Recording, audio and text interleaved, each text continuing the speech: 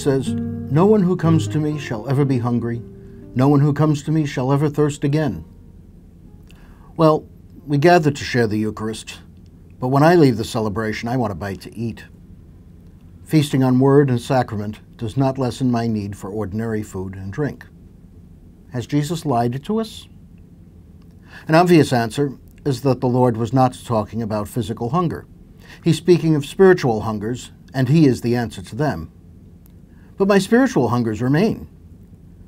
And I know I'm not alone. Many, maybe all Christians, feel a famine of the Spirit.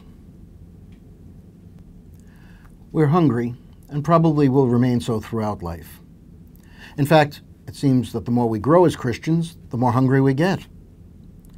So the problem remains. Was Jesus lying to us when he said that those who come to him would never feel hunger or thirst? Well, since the Lord spoke in terms of physical hunger, let's take a look at it. Two kinds of people are hungry. The obvious ones are those who have gone without eating for some time. The time may be only that between breakfast and a morning cup of coffee, or it may be a prolonged period of starvation. The second group is those who eat even when they have no physical need. Compulsive eaters, food addicts, gluttons. It does not matter to them what they eat, or they prefer non-nourishing foods to healthful ones. When I was a boy, my aunt took me to a well-known restaurant. I was too young to appreciate the menu, so I asked for a hamburger and French fries. Throughout the rest of her life, Aunt Sally joked that faced with a choice of fine foods, I chose a burger. I wonder if my unfilled spiritual hunger is the kind I had that day.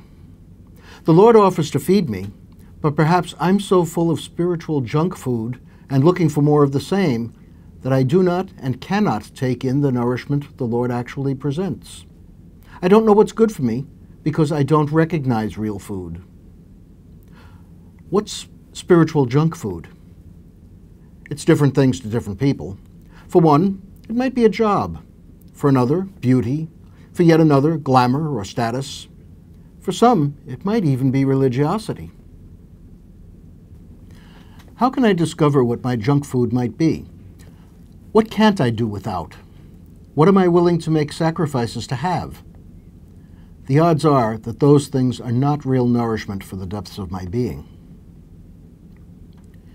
If I decide to become hungry, giving up junk, I can be filled by God, who comes to me when I decide to open myself in prayer, reflection, and service. When I start to feel real hunger for God's presence, I no longer look at myself. I begin to see my sisters and brothers who are also in need of physical or spiritual nourishment. I serve them and find myself feeling hunger for the presence and grace of God. Then, as I continue my service, I feel a growing sense that I am indeed being fed by the Lord, cared for by the Lord, loved by the Lord.